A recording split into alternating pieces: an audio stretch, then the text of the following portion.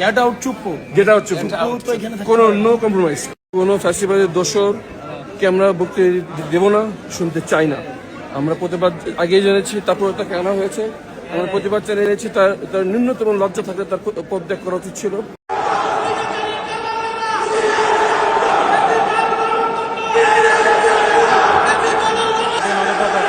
আপনাদের সবাইকে জানাই আন্তরিক অভিনন্দন ও শুভেচ্ছা।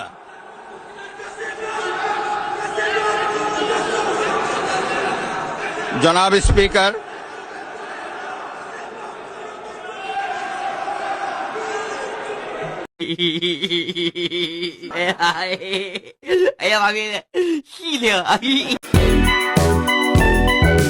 আসসালামু আলাইকুম ওয়া রাহমাতুল্লাহি ওয়া বারাকাতুহু, জান্নাতুল ফিরদাউস। আলাইকুম আসসালাম ওয়া রাহমাতুল্লাহি ওয়া বারাকাতুহু, জান্নাতুল বাকি।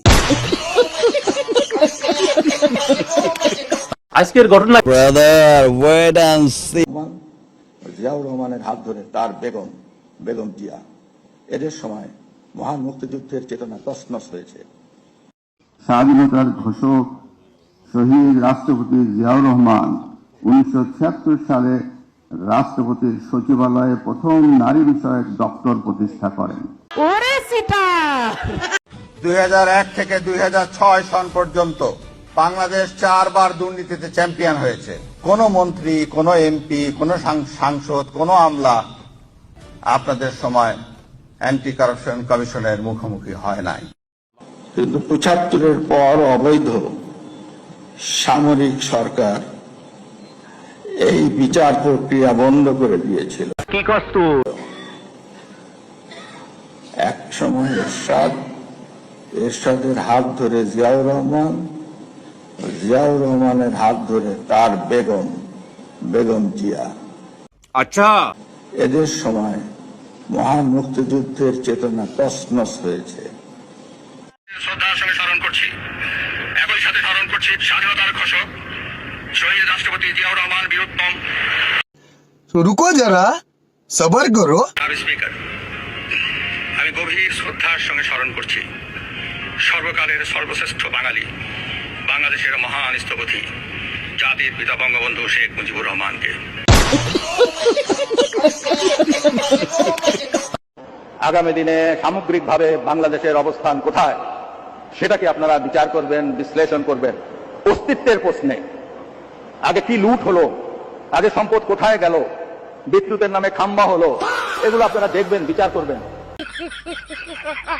দেশে দুর্নীতি নিয়ন্ত্রণে বিএনপি সরকারের ট্র্যাক রেকর্ড রয়েছে।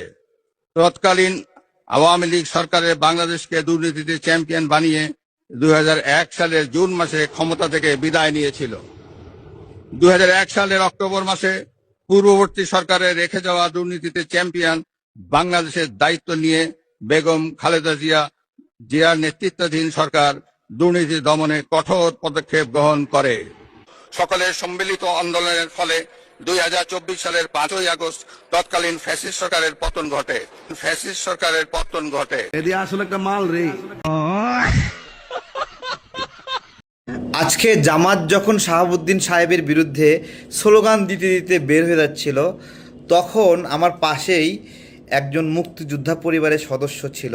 তিনি বলছিলেন, আসলে শাহাবুদ্দিন সাহেব তো মুক্তিযোদ্ধা যখন প্রবেশ করবে সেখানে রাজাকাররা অস্বস্তি বোধ করবে, এটা তো স্বাভাবিক।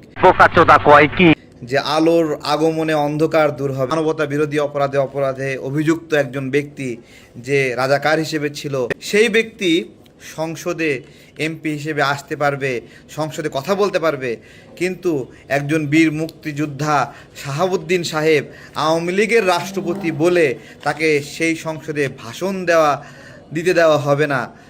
এই কি তাহলে বিষয়? আসলে শাহাবুদ্দিন সাহেবে সমস্যা কতটুকু জামাতের, সেটা আমার জিজ্ঞাসা। সময় নাই। এই শাহাবুদ্দিন সাহেবকে পাশে রেখেই তো, তার হাতেই তো শপথ নিয়েছিল আসিফ, নাহিদ, মাহফুজ, ডক্টর ইউনূস সহ অনেকে। তাহলে সেই দিন সমস্যা ছিল না, কিন্তু আজকে সমস্যা সৃষ্টি হয়ে গেল। তবে এটা ভাল লাগছিল যে একজন মুক্তিযোদ্ধা শাহাবুদ্দিন সাহেব হচ্ছেন আর জামাত স্লোগান দিতে দিতে বের হয়ে যাচ্ছেন। অর্থাৎ জামাত শেষ পর্যন্ত প্রতিবাদ করে টিকে থাকতে পারল না, টিকতে পারলো না। শাহাবুদ্দিন সাহেবই সেখানে দাঁড়িয়ে রইল, ভাষণ প্রদান করলো, সবার জন্য দোয়া করলো, নিজেও দোয়া নিয়ে চলে গেল। এটাই হলো বাস্তবতা। তোরে মাঝে মাঝে মনে কর এই লাঠি তোর পন্দের মধ্যে করে দেবো, করে বার করবো তো। গণভোটে হার পক্ষে ভোট দিয়েছে 70% মানুষ। তিনি 70% জনগণকে, দেশবাসীকে অপমান করেছেন। এখানেও তিনি অপরাধ করেছেন। এই 3 অপরাধের কারণে আমরা তার ভাষণ শুনতে চাইনি। ঠিক আছে। এক বক্তব্যে 17 বারেরও বেশি হাসিনাকে ফ্যাসিস্ট বলেছে হাসিনারই নিয়োগ দেয়া চুপ্পু। আমি নিজেই হতভম্ব। রাষ্ট্রপতি নির্লজ্জ না, নির্লজ্জ হয়েছে বিএমপি, নির্লজ্জ হয়েছে আমাদের প্রধানমন্ত্রী তারেক সাহেব। হ্যাঁ সত্য। অথবা বিএমপি কি জানে না যে এই রাষ্ট্রপতি একটা দুর্নীতিবাজ স্বৈরাচার? অথবা আমাদের প্রধানমন্ত্রী তারেক সাহেব কি ভুলে গেছেন যে তার দলের নেতাকর্মীদের উপর, এমনকি তার নিজের পরিবারের উপর কি ধরনের নির্মম নির্যাতন করা হয়েছে এই রাষ্ট্রপতির আমলে? আওয়ামী লীগ সরকারের বাংলাদেশকে দুর্নীতিতে চ্যাম্পিয়ন বানিয়ে 2001 সালের জুন মাসে ক্ষমতা থেকে বিদায় নিয়েছিল। 2001 সালের অক্টোবর মাসে পূর্ববর্তী সরকারের রেখে যাওয়া দুর্নীতিতে চ্যাম্পিয়ন বাংলাদেশের দায়িত্ব নিয়ে বেগম খালেদা জিয়ার নেতৃত্বাধীন সরকার দুর্নীতি দমনে কঠোর পদক্ষেপ গ্রহণ করে। তোমার দ্বারা কিছুই অসম্ভব নয়। গত 3 মাস ধরে মাননীয় প্রধানমন্ত্রীকে সালাম করতে গেলে উনি আমার সালাম নিতেন না। তা আমি দেখতাম যে ওনার চরণের ধুলো আমি পাই না। আমার মিশ্র প্রতিক্রিয়া হচ্ছিল যে উনি কেন আমার সালাম নেন না। না থাক থাক বলে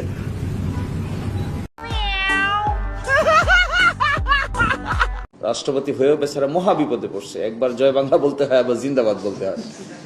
বাংলাদেশে জগতে কোন রাষ্ট্রপতি এত বিপদে পড়ছে বলে আমার কাছে মনে হয় না। এখন স্লোগান দেন, জয় বাংলা। বলেন বলেন জয় বাংলা, বলেন জয় বঙ্গবন্ধু। 2000 years later. সকলকে অশেষ ধন্যবাদ। আল্লাহ হাফেজ। বাংলাদেশ জিন্দাবাদ। আমার গালি জয়তে লাগে, আমার গালি জয়তে লাগে। हे प्रभु, हे हरि राम कृष्ण जगन्नाथ प्रेमानंद, ये क्या हुआ? गोलमाल है भाई, सब गोलमाल है। खत्म, बाय बाय। ये सब क्या देखना पड़ रहा है? अच्छा है मैं अंधा हूँ। জাইমা রহমানকে দেখে 3 বার সালাম দেয় চুপুর বিষয়গুলো দেখার জন্য। তারা সেটা এখন বিএনপি খাস দাস হয়ে গেছে। বিএনপি খাস দালাল বলা যায়, দাস বলা যায়, বিএনপি ছাড়া কিছুই বুঝে না। জাইমা রহমানকে দেখে 3 বার সালাম দেয়। সে একটা কনফারেন্সে জাইমা রহমানকে দেখে 3 বার সালাম দেয়। বলো কি, তুমি সত্যি বলছো? হ্যাঁ। রোবটিক রাষ্ট্রপতি, ব্যাকবোন বলতে যার কিছুই নাই। যিনি বলতেন জিয়াউর রহমান স্বাধীনতার ঘোষক না, তিনি বলছেন জিয়াউর রহমান স্বাধীনতার ঘোষক। যিনি বলছেন দুর্নীতিতে চ্যাম্পিয়ন হয়েছে 4 বার বাংলাদেশ, তিনি আজকে বলতেছেন এরকম সরকার হয় না। খালেদা জিয়া তার এবং জিয়াউর রহমান সাহেব মুক্তিযুদ্ধের বিরুদ্ধে শক্তি ছিল, এই রাষ্ট্রপতির বক্তব্য আছে, আজকে সেই বয়ান দিচ্ছে। তো ব্যাকবোনলেস। বলিস কি? আমি চুপ, রাস্তা থেকে রাষ্ট্রপতি হয়েছি। আমাকে কি আপনারা আমাদের কি রাস্তা থেকে রাষ্ট্রপতি হয়েছি? তো উনি ওনার ভাষ্যমতে উনি আমাদেরকে বুঝাইলো যে উনি রাস্তার ছেলে ছিলেন, তারপর থেকে উনি রাষ্ট্রপতি হয়েছেন। তো কি আশ্চর্য কথা। খোদা হাফেজ। জয় বাংলা, জয় বঙ্গবন্ধু। আল্লাহ হাফেজ। বাংলাদেশ জিন্দাবাদ। হায় হায়, ওস্তাদ কাম হয়ে গেছে। গু আমার সারা কিসের দেশের